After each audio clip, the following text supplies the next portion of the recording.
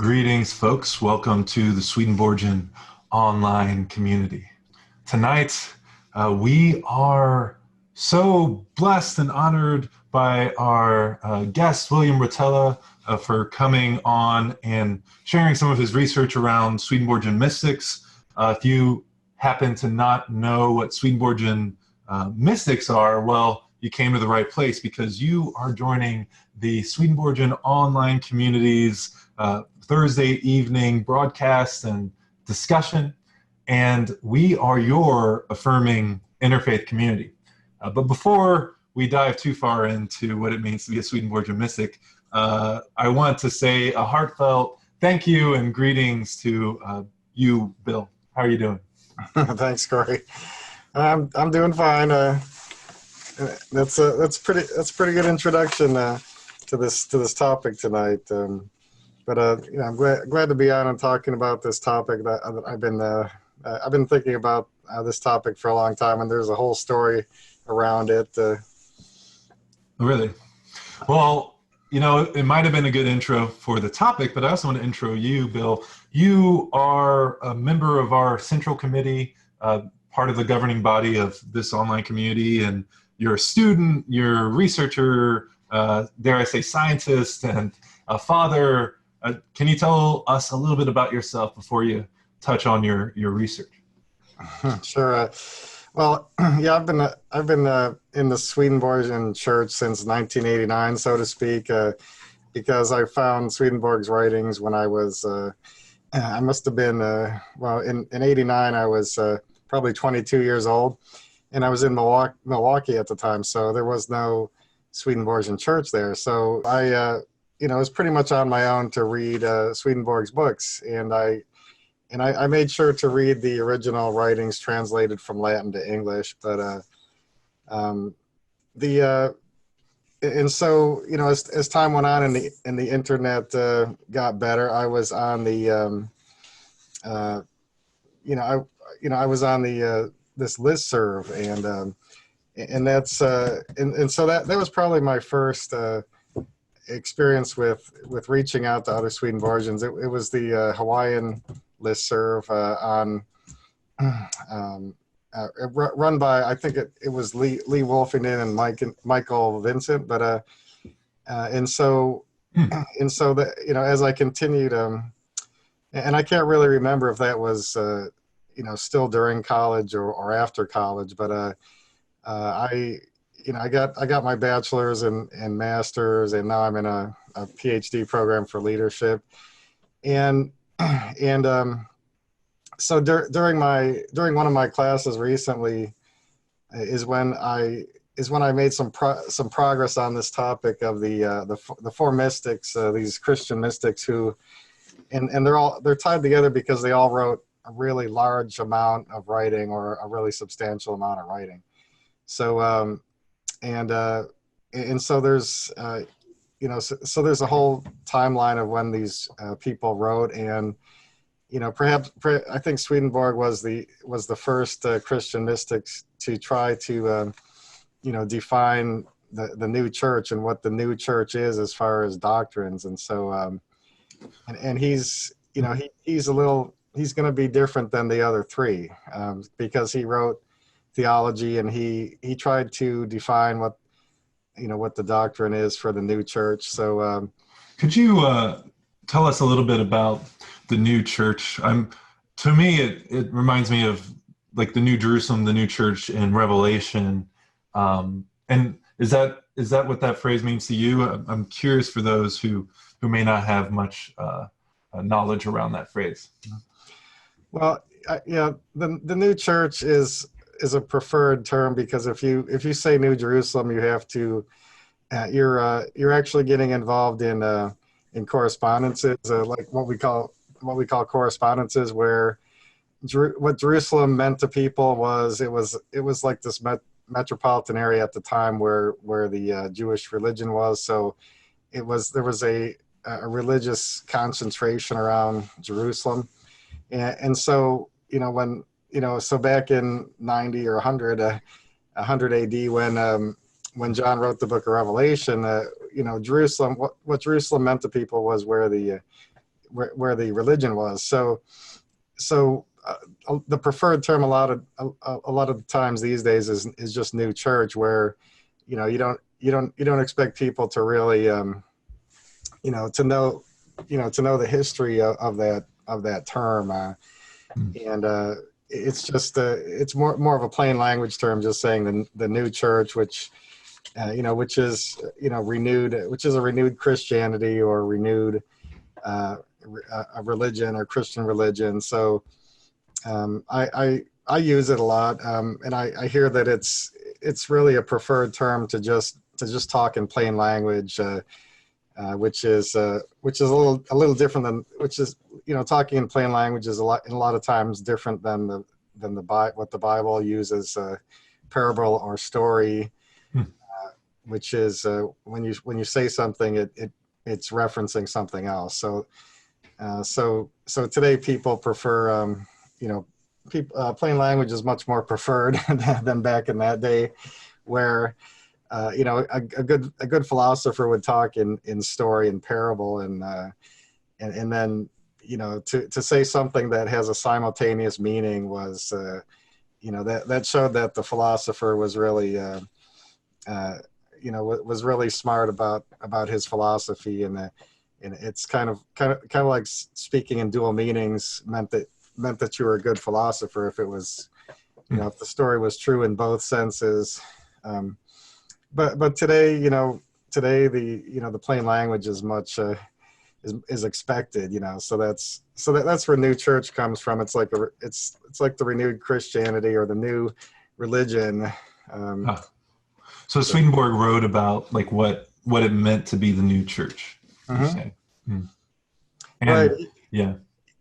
I think when he mentioned the book his book Four Doctrines, I think he said specifically that he was thinking that there needs to be some definition of the doctrines of the new church, or the theology of the new church, and so he was specifically writing in the theological style, and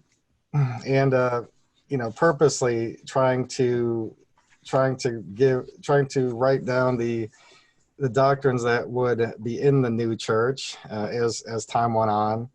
And he wrote, and one of his characteristics is that it was really, he wrote in a very generalized way.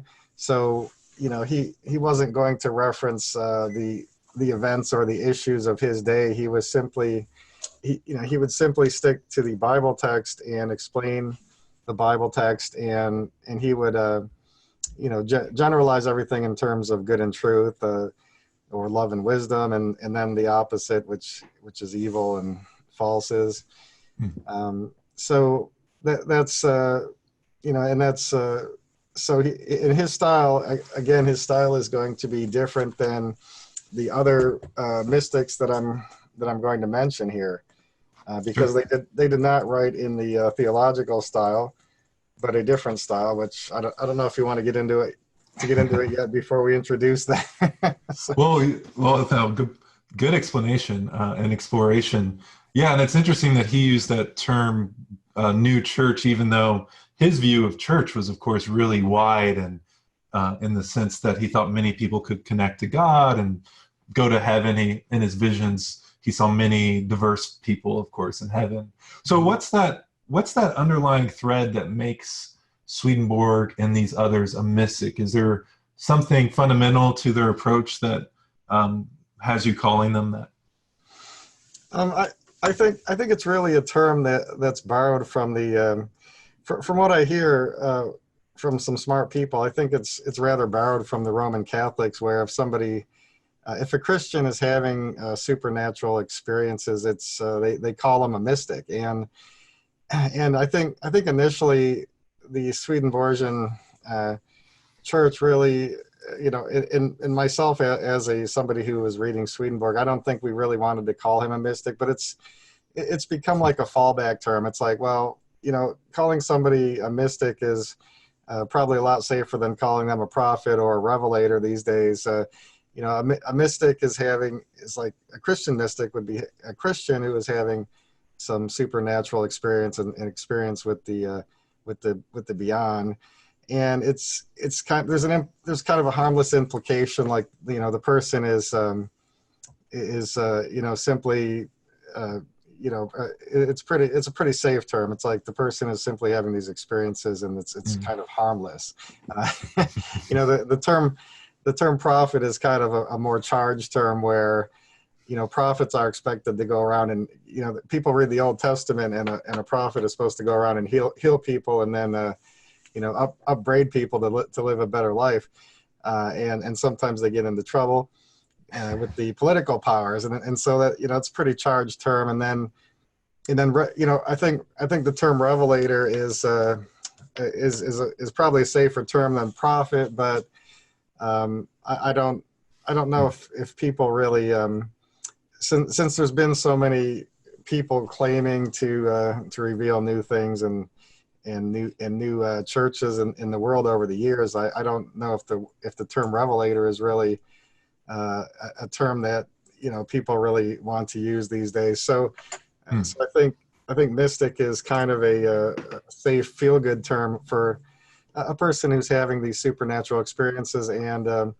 even writing and living a spiritual life, or at least trying to, and then writing stuff down. Like, you know, there's you know, like when I was on this you know, when I was on this listserv, there was people like Brother Gregory or Jacob Boehme, who tried to write down you know, how they live their life, and what you know, supernatural experiences they had, because people asked them to write something, and they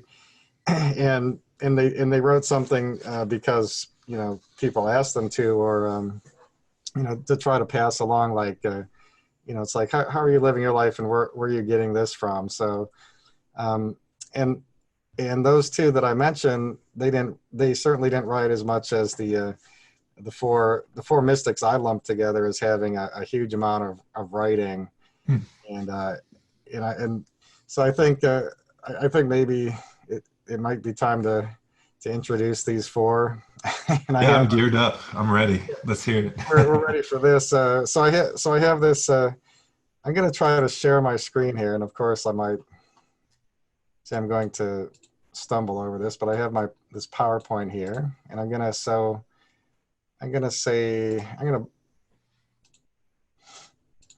trying to get that up as the same time as this window. Okay, that's good. So I'm going to say share, and I hope this works here. So it says screen share, and I'm going to share this. So can you see this big PowerPoint here that I can. Our listeners right now can't, but those watching can. I don't know. Later. Okay, so this is on the video, maybe, if I'm screen sharing this right. Looks good. Yeah. Yeah. So like I said, I was in my PhD program, and I had to do an online learning class. So and they're like, well, you know, this book that I was trying to write, and it's, you know, it's really hard to write a book anyway, but I said, well, why not make this into an online course? So here's one of the slides from my online course where there's this timeline of these writers, and of course, you know, I can't say it enough. These four mystics are kind of together because of the amount of writing that they did, each one of them. So, you know, Swedenborg is here in about, he starts writing in 1744, and then he passes on in 1772. Then a guy named Jacob Lorber comes along, and he starts writing in 1840. You know, so he had studied. Now I think he's known to have studied Emanuel Swedenborg's writings, and so he starts writing in 1840, and he passes on at age 8, or in the year 1864. So that's 24 years of writing, and there's a little addition there, because he didn't finish some of the writing. So I think Gottfried Meyerhofer finished some of it, and then Leopold, a person named Leopold Engel, finished the 11th book in his big series. So. And we might get to that. And it says here on your chart that Lorber started hearing an inner voice, and that's what caused him to write, I'm assuming? Exactly. He so on March 15th, 1840, he heard this gentle voice in the area of his heart say, arise, take up your pen and write. And he, in the inner voice, so what I call the inner voice method or the inner voice style, is that they hear this voice, and it's supposed to be gentle and patient, and the voice is also accompanied by what Jacob Lorber described it as. It's accompanied by some visions of the scenes that are being described, but Jacob Lorber didn't. I don't I don't know if he wrote the scenes down as detailed as Maria Valtorta later, but we'll get to her too. So his description of the inner voice is much like hers, where there's this gentle voice that's very patient, and he's writing verbatim what the voice says. And if there's an interruption, the voice simply stops, and then it picks up right where it left off when he was ready to start writing again. So it's so that sounds pretty like a pretty good deal. It's like, so pretty good deal. You have to go do something for half an hour, come back. Well, we're just going to pick up where we left off, right? That's makes it easy for him. Yeah, that's okay. And sometimes he would just sit there and speak the words, and then one of his friends would write it down. And this was how he was observed by some of the town fathers and some of his friends. And so they wanted to be in on this, and they wanted to know if this was legitimate. So he would let them write it down, right? So then, now these three mystics after Swedenborg on this timeline, they all wrote with this inner voice method or style.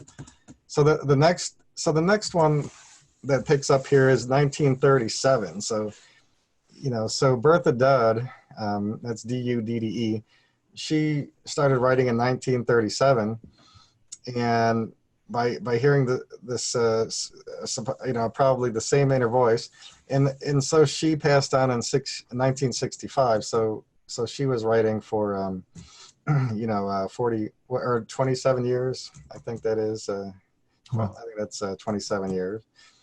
And then Maria Valtorta heard the inner voice and started writing on 23 April 1943, and she passed on in 1961. So again, you have a really long period. I think that's 18 years. Now let me tell you how I found out about these authors, and maybe I can stop sharing the screen at this point for the video. But I'll go. Did you want to say something? No, just affirming. That sounds like a good plan. Well, so here's the thing. I didn't find out these names by any kind of great research. It's actually really hard to separate mystics. If you look up big lists of mystics like Wikipedia, there's so many of them. You would have to do a lot of researching each one and how much they wrote, and if they're Swedenborgian, so to speak, or not. So I actually got these off of this listserv, the Hawaiian listserv that I was on. And over the years being on the listserv and talking out, the Swedenborgian doctrines, so every so often somebody would give a name, and it's like, hey, Bertha Dudd, Bertha Dudd is maybe a good mystic to read too, and there was stories of people handing out photocopies of some of Bertha Dudd's writings, and introducing people to the new church with somebody else aside from Swedenborg. So, well, that's interesting. So, like, you go and you read some of the things that she said, and then maybe a few months later somebody drops another name and says, hey, Jacob Lorber wrote some good stuff, and so you go and look up Jacob Lorber, and you read some of the stuff that he wrote, And I think in the last, so I think I got the names on the listserv in kind of the same order as they were on the timeline. Like, we knew about Swedenborg first, and then, somebody talks a little bit about Jakob Lorber and Bertha Dudd, and then Maria Valtorta was the last name that somebody dropped on the listserv, and Oh, that's cool. yeah, and so, but I haven't, I haven't been able to, I'd be interested in finding out who else fits into this category of a Christian mystic who just wrote a lot of writing. And when I say a lot of writing, I mean, like, okay, Emanuel Swedenborg has 30 or 35 books in the American Standard Edition translated from Latin. Jakob Lorber probably has 20 some books translated from German. Bertha Dudd had 9,000 mini revelations, I think, translated from German into the English. And Maria Valtorta had at least a big 5-book set plus another smaller work, and translated from, I think, Italian into English. So so all 4 of these authors had to be translated into English. And they're accessed by various ways. I mean, obviously Swedenborg, you can get, it's online for free, and you can get the printed books. Yeah, you can get it for free at swedenborgiancommunity.org/explore. Yeah. Yeah. And so Jakob Lorber, his, they're more of the books are more available online than they are in print. There's some problems with enough print runs in English right now. Bertha Dudd, I have not seen hard copy books of hers, but they're all online in English. And Maria Valtorta, there's, I think it's the same thing where there's some available in hard copy, and you might find more of the works online than in hard copy right now. Well, I think I know that you like Emanuel Swedenborg's writings a good deal. I'm curious how you feel about these other Christian mystics, Swedenborgian mystics, what have you, their writings. Did they speak to you in any way? Well, I guess we'll go in order. Yeah. So yeah, Emanuel Swedenborg, what really stuck with me about his measure of the New Church doctrine is the, when somebody asked him in the interaction between the soul and the body book, like, how is your theology different than the other Christian theologies? Isn't it all the same? And Swedenborg responded that in Swedenborg's theology, there's God is one, and there is a conjunction of charity and faith. And what Swedenborg also calls the marriage of good and truth. So you have a triune God, or the Trinity is one triune God, and then you have the marriage of good and truth. And so sometimes I call Swedenborg's theology the marriage of good and truth theology. That's really core. Even though it's kind of abstract, it's really a core idea. So when you go to Jakob Lorber, and you start, his major work is the Great Gospel of John, and it's really interesting because it's in first person. Now, when you go to the inner voice writings, it's not theology anymore. It's in first person with Jesus Christ talking, and that might make some people uncomfortable, but I guess I'm used to it by now. So you have to realize what you're reading is, it's supposed to be first person with Jesus Christ talking. So, but he really, when you start reading the Great Gospel of John, and there's 11 volumes, and I've read over 6 volumes, and the Roman world, the Jewish and Roman world and Greek world come alive, and people are being named by name. And there is common sayings that people used to say, and people are identified by name. And in the Romans and the Greeks and the Greek Stoics and the Pharisees and the Sadducees and the Essenes are all being described in this world. And Jesus is walking around in a troop. He's not interested in money, and he's not interested in being in one place for very long. And he's walking around talking to everybody in the in this area that is affected by the Jewish religion. So, you have Greeks on over here, and you have Romans over here, and you have the Jewish lands over here, and these Romans and Greeks, they know about the Jewish scripture and the Jewish religion, and Jesus is just describing things to them just as much as he's describing things to the Jews. So, and this is, and of course, the Samaritans, which were not the metropolitan Jews, they were worshiping on a mountain separate, and there was this tension between the Samaritans and the metropolitan Jews in Jerusalem. And and Jesus he met the woman at the well, and then he went and talked to them for a few days at least, right? So like all of this is described in first person and in a detail that's very specific. So instead of Swedenborg's generalized theology, you have these specifics. I mean, you have specifics that you don't even need, like people's names.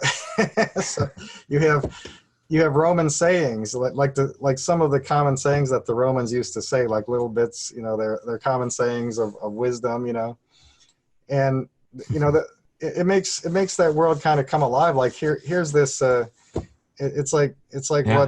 What my dad used to call the video. Well, that's more of the video of what happened. Sounds really immersive, like very interesting stuff. Yeah, right. And I was reading, and here's the current problem with his books. I was reading, so I purchased volume 1 through 6, and when I got to 7, the print run has run out, and the books from 7 to 11 aren't available too well in hard copy. So I had to switch over and start reading the PDFs again. So I'm working on volume 7. But pretty rare books then. Wow. And if you I've tried to join groups on Facebook with all these authors, and it's kind of difficult because they're talking in German, and they might be talking in German and Italian instead of English, and you have to use the translation function.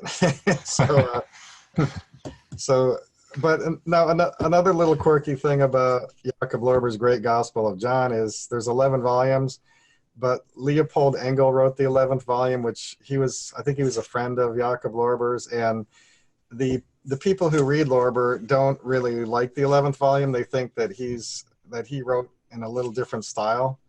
So like when these little nuances come up, it's like you can keep that. I'll keep that in mind if I ever actually get to the 11th volume. But they like Meyerhofer better than Leopold Engel. So they don't often mention that Leopold Engel wrote anything. They mention Gottfried. They mention Jakob Lorber and Gottfried Meyerhofer as writing these works. Oh, really? There's a little.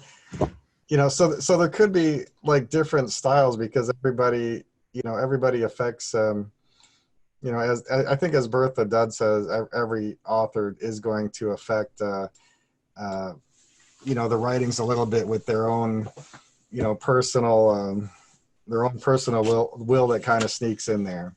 So I'm curious, before we move on to maybe Bertha's next, what would you say to the folks who like to point to their Bible or their Quran or what have you, and say, the mystical traditions, the mystical writers that look at this text, they're not really looking at it. It's not healthy. And I'll just add, those people are often influenced by theologians themselves. They just don't know it. But what would you say to that?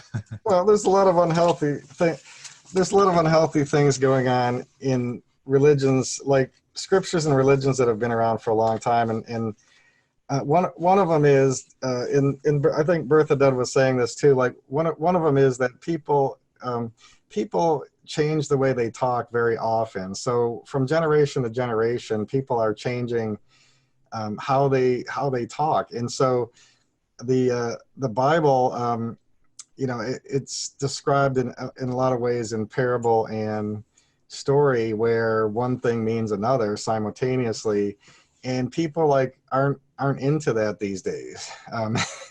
They are into plain language, like, where the apostles where the apostles were kind of surprised when Jesus talked in plain language, and they said, "Hey, you're speaking in plain language," and it's like, yeah, I could always do that. I was just, teaching you he was just teaching the way that people were taught, the philosophers taught at the time.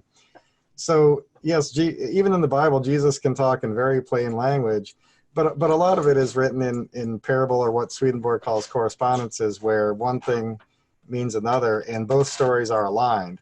So that I think it used to be like a proof of how good a philosopher was if he could say one story that was obviously true, and then it means another thing that's totally true at the same time, and it kind of corroborates each other.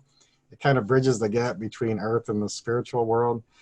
And yes, that might have been a mark of a great philosopher back then, but people these days aren't into it at all. They want plain language. Like, hey, what am I really supposed to believe, and what am I really supposed to do, and what principles am I really supposed to be doing here? And I don't want a story, just tell me plainly. So if somebody doesn't like reading the Bible, they have these new revelations, and the quality. I think a theologian that a sola fide and sola scriptura theologian is going to steer everybody away from reading anything but the Bible.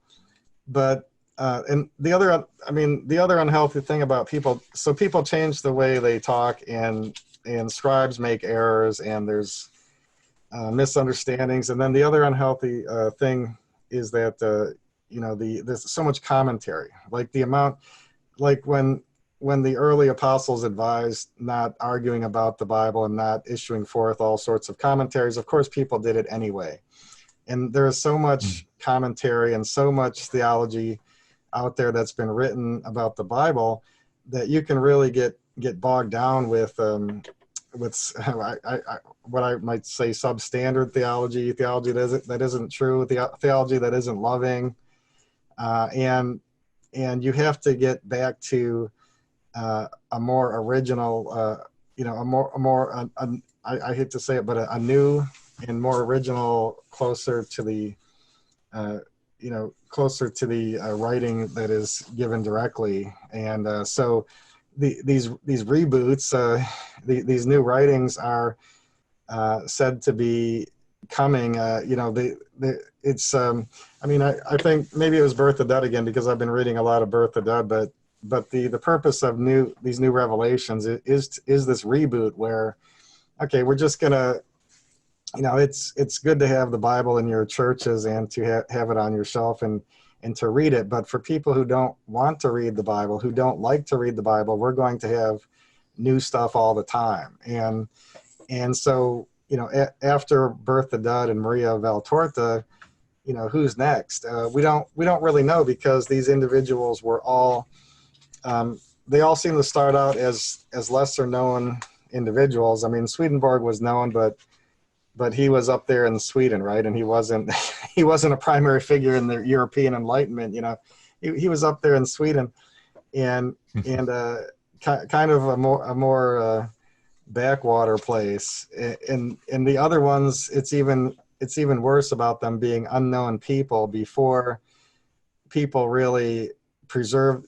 People knew what they were doing, a small group, and then they preserved it and carried it forward for everybody else. So, but it's predicted that there is going to be somebody else after Maria Valtorta, and somebody else after that, who's just going to keep on, who's going to keep on giving the world these new revelations. So I think the quality would be surprising when people read it and they're skeptical, like, well, here's another mystic, and I'm just going to read, 3 pages of book 1, and I'm probably going to put it down, right?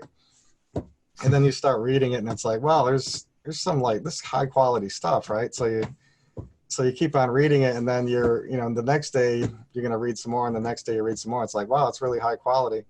And you kind of realize this isn't like, some other mystic, like, like I've, I don't like to bash mystics, but like I've tried to read Jacob Boehme in Paget, and it's like, I'm not really getting into it. I didn't really read too many pages, but I didn't like it that well.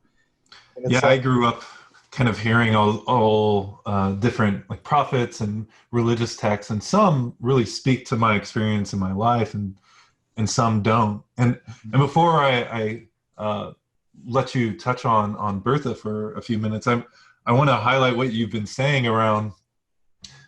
We always have this uh, approach to the text that is different than the person next to us. And although when we read the Bible, we often think, well, I'm reading the Bible and my church is saying just read the Bible, you're also learning your interpretive lens from the people around you, maybe even from just yourself, because you're often asking, well, what does this mean? And you have an idea of maybe three persons in the Godhead, and all these theological things that you've been told that help your viewpoint when looking at the text.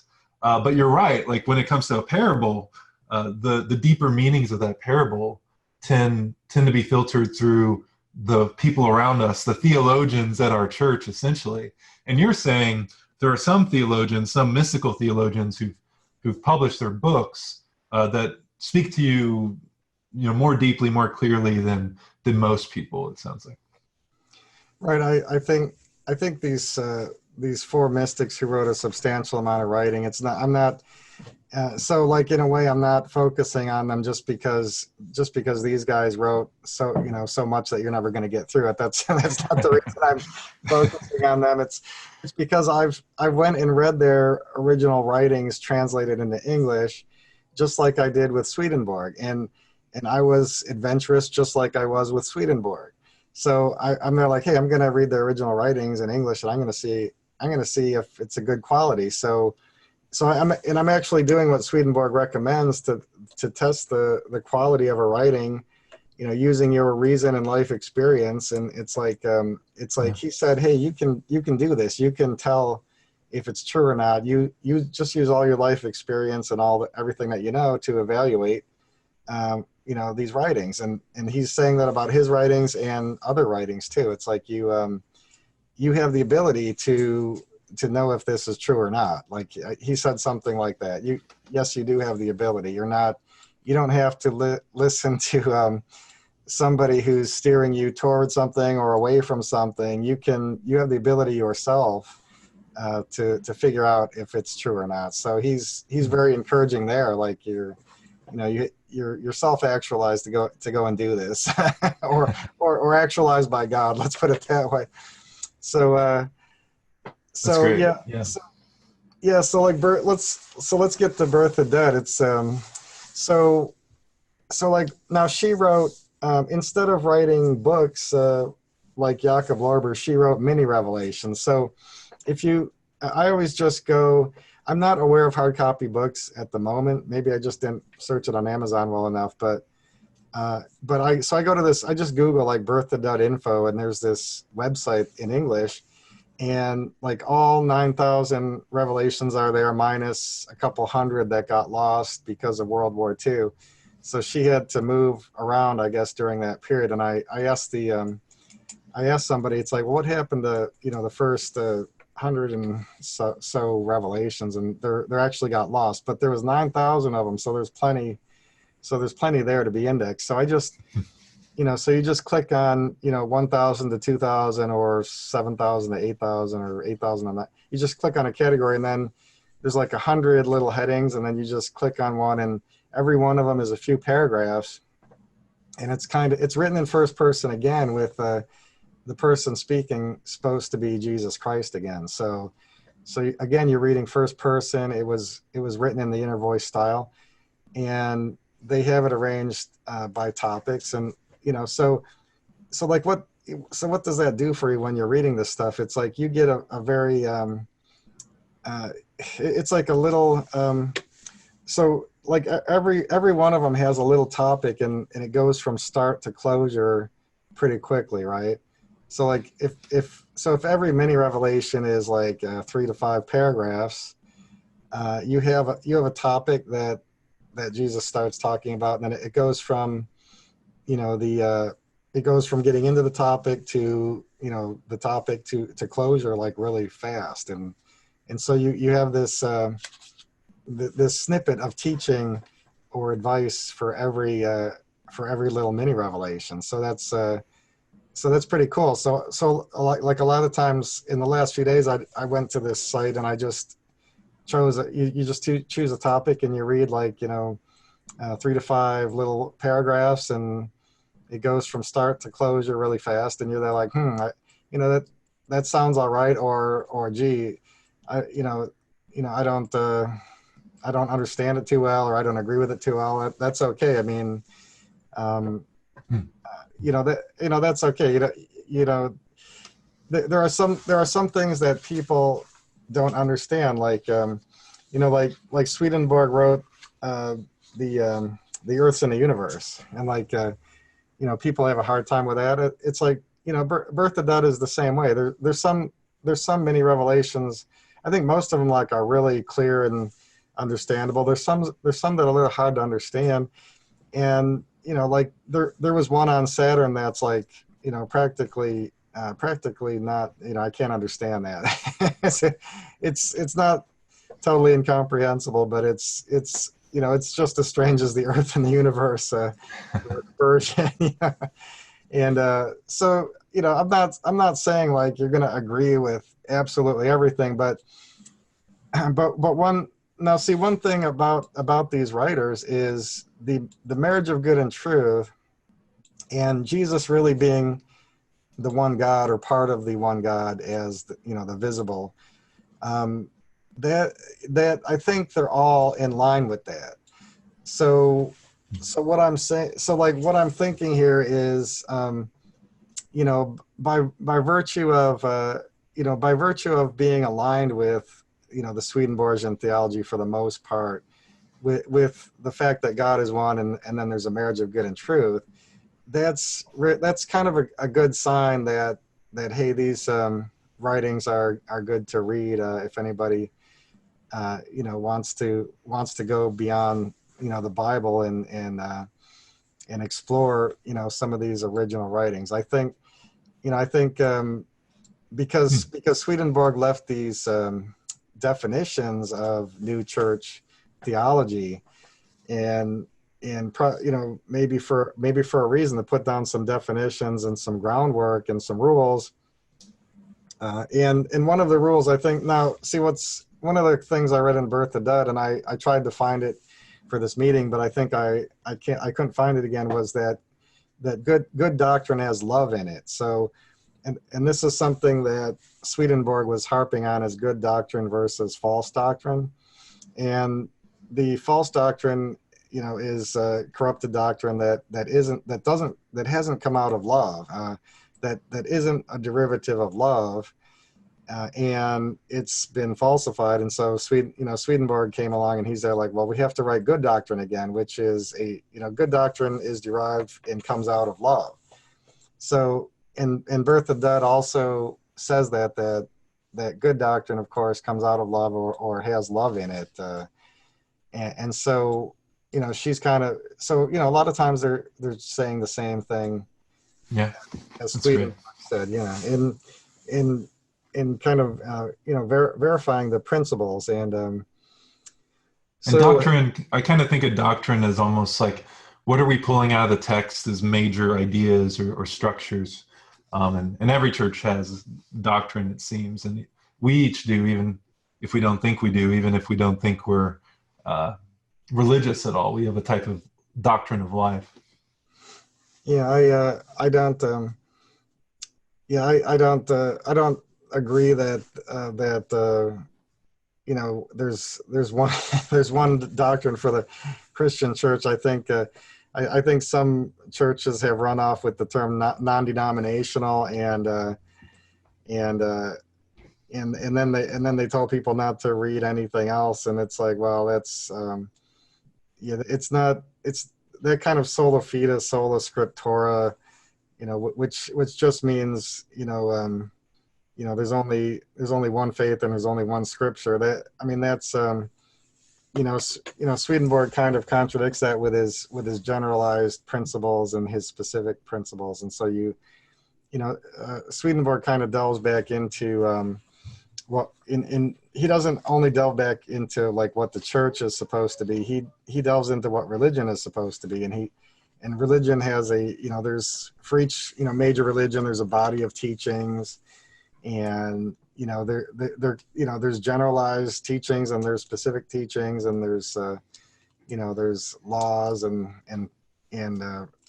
principles and things like that. So Swedenborg really he contradicts some of the recent thinking that all religions are unnecessary or bad and they should all be eliminated. He contradicts that and says, no, there's there's always going to be teachings and principles and in generalizations and specifics that people need to know, and your set of those is your religion, I think it's clear in his writings that religion is more geographical than church is. I mean, when he talks about a church, it's like a smaller group of people that that gather around one scripture and perhaps one doctrine comprising a church, and then they're kind of a this bubble in the world, in a bigger world, and then you have different Christian churches, but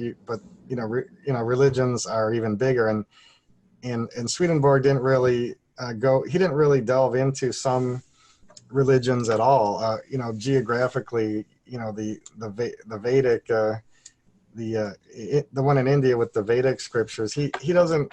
I don't know if he mentions that one at all. Or in Buddhism, the Asian religions, I don't think he mentions he mentions the Asians, but he doesn't really delve into their religion, and he doesn't delve into any Vedic scriptures. So he actually kind of says, hey, I understand that I'm limiting here to the Bible and the Christian church mostly. Mm-hmm. and he is definitely somebody that a Christian would read, and some other religions aren't going to appreciate it as well as a Christian that has read the Bible as a starting point. So yeah, makes sense. I think he understood his limitation, and he didn't even bother to try to go over all religions in the world. he said, hey, I'm going to explain the Bible primarily here, and went for that. Yeah, that would be a little tough. And he knew his audience. Like when I read Swedenborg, especially after that first huge one that he wrote, each book seems to have like a marketing strategy, right? And he knew the people reading him were Christian, and of course he grew up Christian. His father bishop in the Swedish church, and although his ideas around theology changed through his experience and through his connection to God, he still called himself a Christian at the end of life, right? So now I think Jakob Lorber was I think he spoke in German, and he was in Austria, around Austria, and then Bertha Dudd I think she spoke German, and she was around Germany, which is in an area which is now Poland. But so when you talk to the people who read them and have listservs, I think both of them you're going to run into German. And Maria Valtorta, our last mystic who wrote a substantial amount of writing, she was Italian, and I believe she wrote in Italian, and then it's translated from the Italian into English. And her poem of the Man God is her primary writing, which is a 5-volume book. And I bought volume 1. So the volume 1 of the poem of the Man God. Oh, nice. It's pretty thick, right?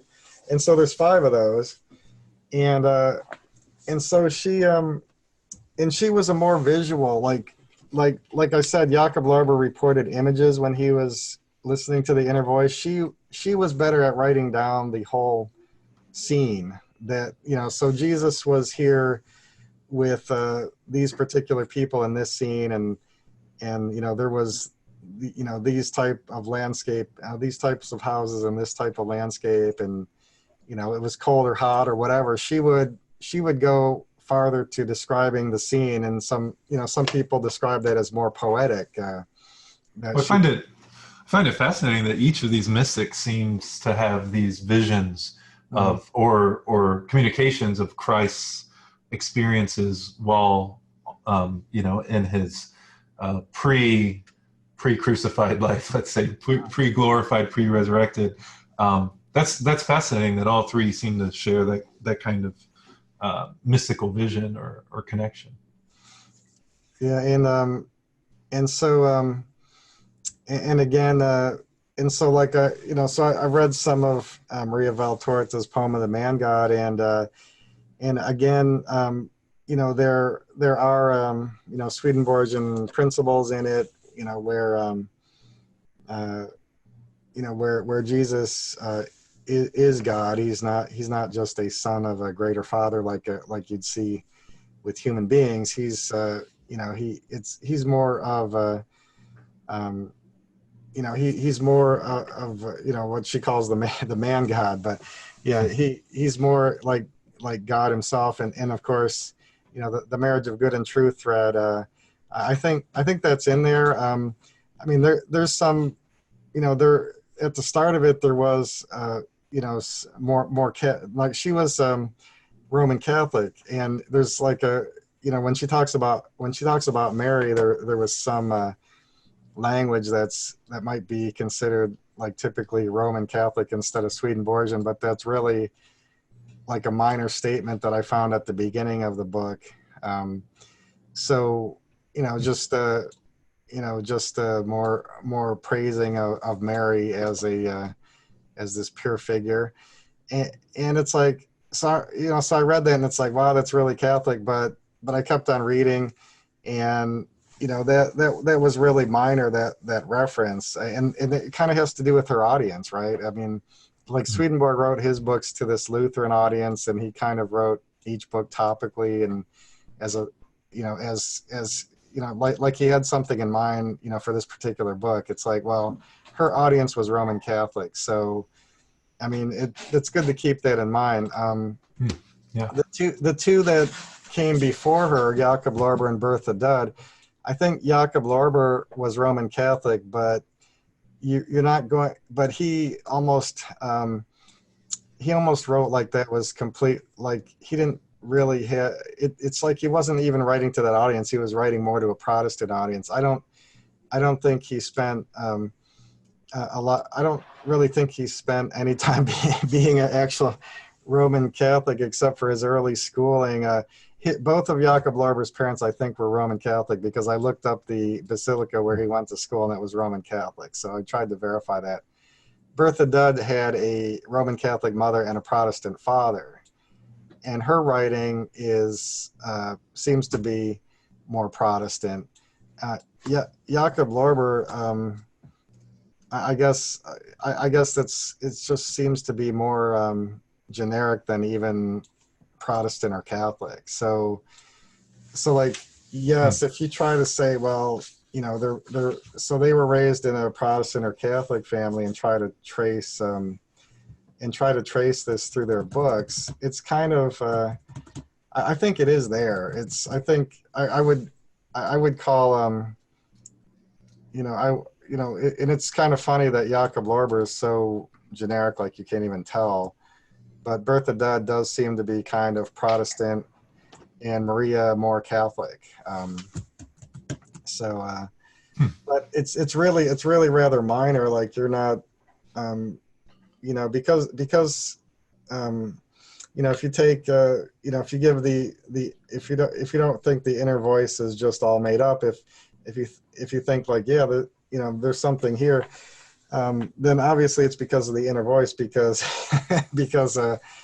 Jesus isn't, he wasn't Protestant or Catholic. He was he was more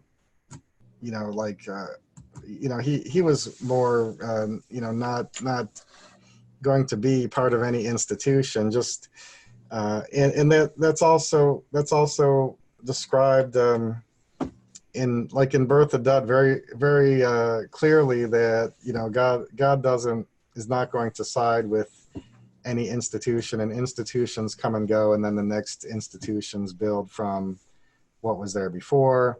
And being an institution on the earth is not really the new church. It's you're going to get explicit statements that it's the new church is like, it's an invisible spiritual church where people are in it if they're personally in it. And Jesus is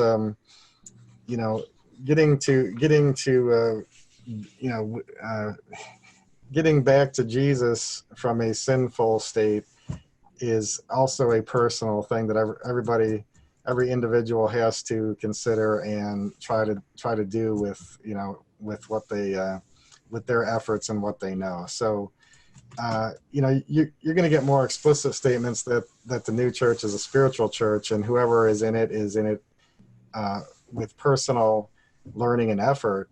And it's not, so it's nice, it's nice being in the institutional new church if there's an institutional one near you. But when you form an institution and you have boards and committees and you have decisions and these decisions are written down, an institution might have a life cycle. That institution might come and be around for a while and then go, and then there's another institution that takes its place, right? Just like and it's the same, if you're a if you're a dispensationalist, which I think Swedenborg kind of was a dispensationalist, but things starting and having and going to a mature life and then declining, and then there's another revelation or another institution and all this stuff. It's like that's okay because that's the way things work, and so having new revelations all the time is also part of that, where we where people keep on are given an opportunity again and again to skip to the next writing that hasn't been rewritten and commented on so many times that there's problems, so. Yeah, well, I think it's a good point that we receive more insight over time, hopefully in our own lives, hopefully from people like prophets and theologians, and I love you pointing out this tendency within the mystics that you love, that speak to you around being new church, of thinking of God as one, and specifically Christ as God. So like one personhood of God versus three, Father, Son, Holy Spirit, or at a table playing cards or what have you, and that also this idea around good and truth being united, and I of course have my own thoughts about what that means. I'm curious, could you explore that topic? You've mentioned it a few times. What does it mean for good and truth to be united, and how does that speak to our lives?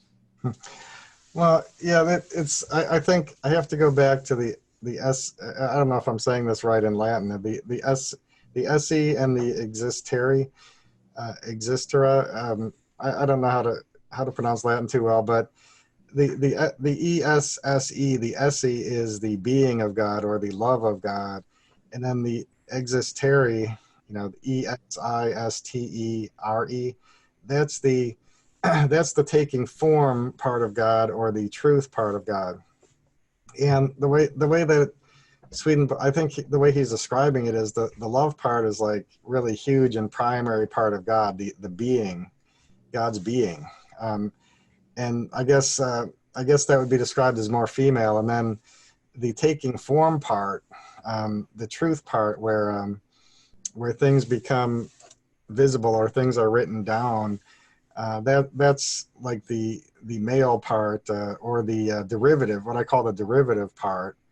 And I think that explains why God appeared as a male, because and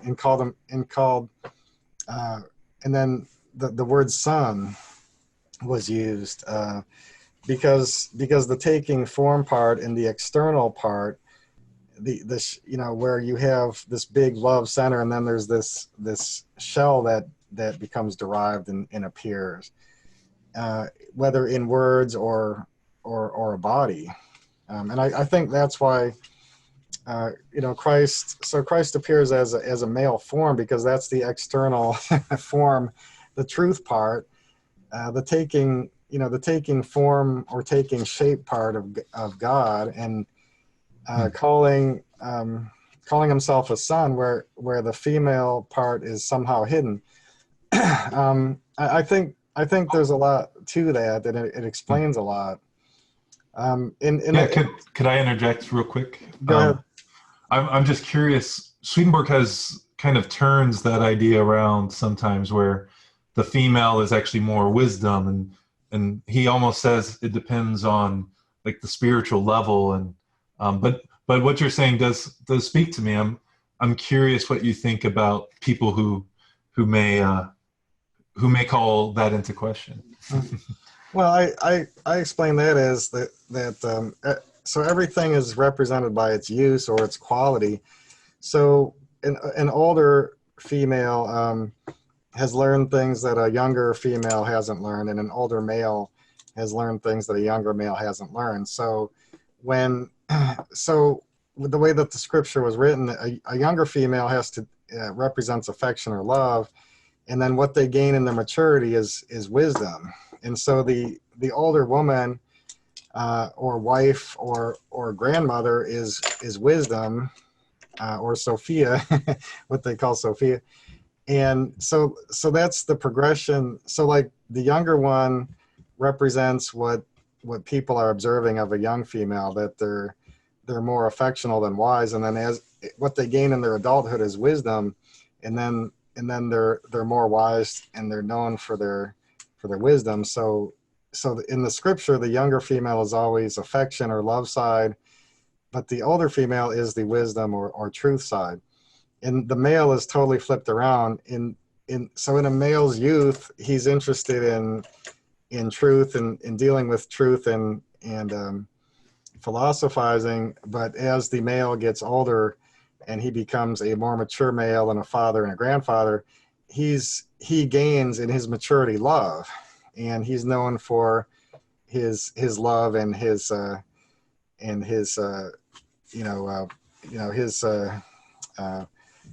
being a loving and giving father. And so it's flipped around. That's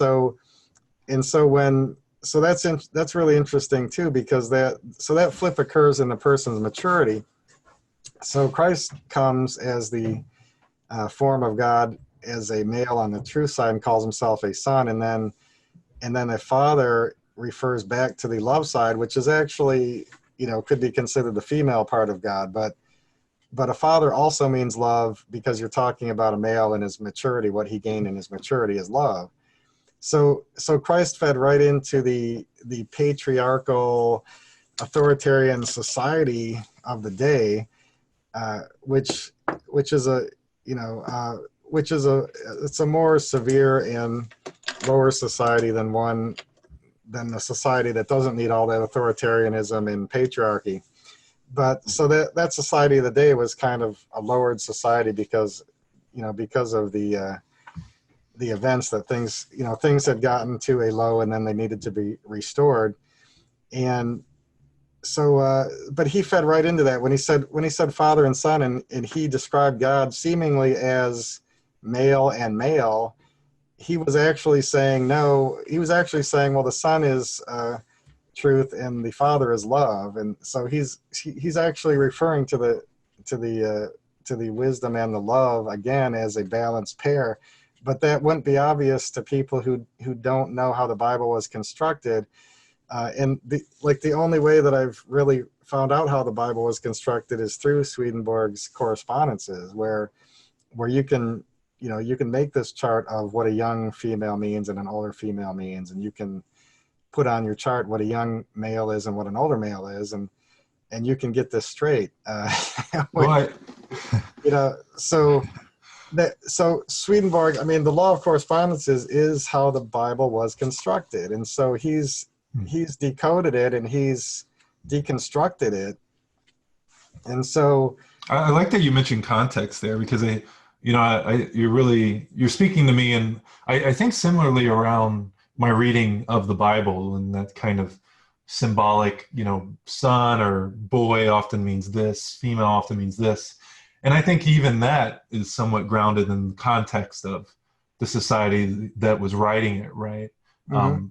It's in that context that you see these traits in the boys usually, and it's a patriarchal society. You may see more diversity in young boys and how they approach life in a society that allows for more diversity in boys, or maybe even one far flung away or in the future. Um, do Yeah. you think? And I'm curious. Maybe you can relate this to our last mystic, because we're pushing up on time.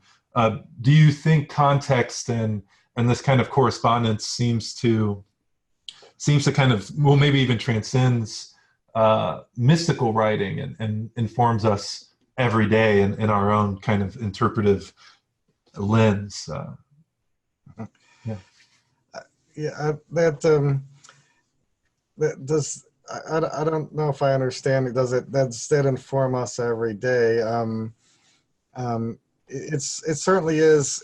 I agree with you that it seems to be like an observed, really generalized principle that some society came up with, maybe, and then maybe some other societies agreed with, that young females are like this, and older females are like this, and younger males are like this, and older ones are like this, and it's very generalized, and it seems to be an observation, but some observations have a lot of truth to them, and so I guess the Bible incorporated, so like we've been studying correspondences for so long, and the Bible incorporated it. Can we? I guess maybe your question is, can we also see this outside of the Bible? It's like, yeah, we're supposed to. We're supposed to see that. I guess so in some fundamental way, we're supposed to see that this is true. With experience, that that a male starts off more concerned about the truth and arguing the truth, and then he becomes a loving father in general. Not every father becomes a loving father, and unfortunately, when you describe this stuff to people who didn't have a loving father, sometimes they tell me that they have a problem conceptualizing a loving father. Yeah. So when things don't happen well, it's like, God has to make up for really bad parenting somehow, which he's capable of doing at some point, so in a person's life. So but yeah, we're supposed to see this outside of the Bible and somehow agree with it, and it might take a lot of experience to see it, and to agree with these generalizations. And it's very, it's another generalization. It's like all of the correspondences that Swedenborg describe are generalized. Like he doesn't, like I said, he doesn't get into the specific issues of his day and specific things that are, that were supposed to be answered in his day. He just generalizes everything in truth and good, or the same, the same thing, wisdom and love. So he's in that, and as George Dole said, that makes his theology good for all time, because if you've ever read a book where somebody is addressing all these issues, back in the 1950s, it sounds rather irrelevant today and uninteresting today. Or if somebody's talking about issues that back in 1900, you're trying to read the book, and it just doesn't seem relevant or even interesting today. Like, some of the issues seem to be maybe silly in the modern era. So like Swedenborg would have outdated himself if he wasn't talking about these generalizations, generalized principles of good and truth, and it would have been outdated. As far as the other mystics are concerned, Jakob Lorber and Maria Valtorta were into the video of Christ's life, right? What I call the video, the the specific verbatim talk and actions that were going on. So of course that's still relevant, because that's somebody living their life and addressing these people right in front of them, and working their way through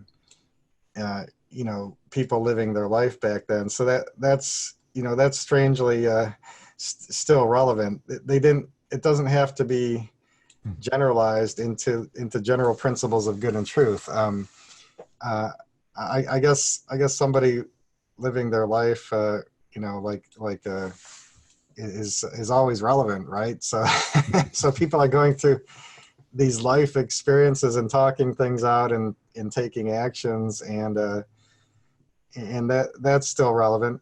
I guess I got to think about Bertha Dudd then as the other one who has these mini revelations, and I guess I would say they're kind of generalized. I mean, she's talking about, so at one point, she's some, like I said, some things I don't understand too well, but she's talking about good predictions versus bad predictions, and how people don't like to hear or believe bad predictions. They like good predictions, and then there's some, she makes some predictions about a type of rapture that happens, and some kind of maybe a natural disaster will happen to get people back on a spiritual track. And you're reading this and you're saying, yeah, she just said that I wasn't going to like to read the stuff like that. I wasn't going to want to, she just said I wasn't going to want to accept bad predictions, right? And I guess it's true. I mean, I didn't want to hear that stuff. There might still be, the world might still have a bad natural disaster or a man-made disaster that's going to turn people back to spiritual thinking. I mean, that would be horrible, but it's possible if progress stops, and then people have to be turned back to thinking about spiritual things. And she describes she describes helping people with their spiritual life as super important. One of the best things you can do is help people with their spiritual life, and thinking about spiritual things is also super important for us individuals, instead of thinking about worldly things like money and possessions, and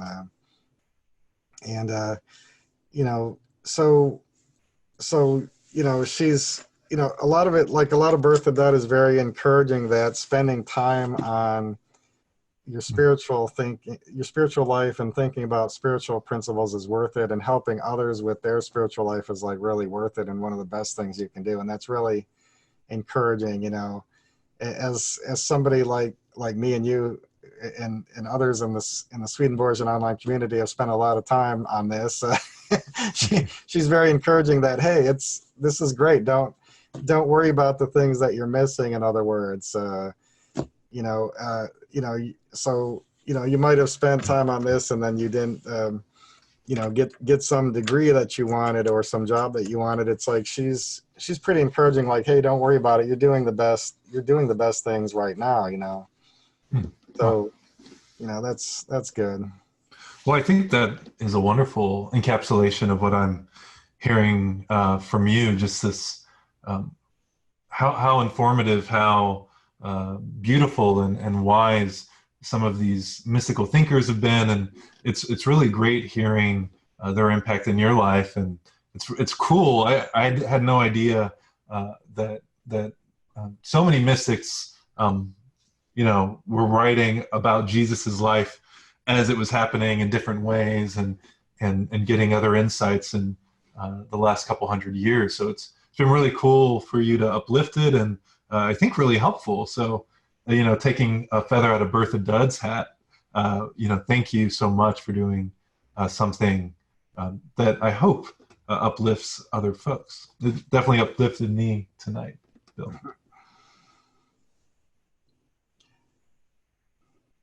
All right. And not to put you on the spot, we're still going. I want to say, for those of you who also have a passion project, who might want to share it with the community and have some insight around mysticism, religion, it really doesn't matter. I'd be curious to hear what you're working on, what you're up to, and maybe you'll be as courageous as Bill and come on live and share it with us. So thank you all for connecting, and go forth knowing that you are quite loved, and reflect a little bit on your own interpretive lens, as Bill, I think, helped to uplift. Bye.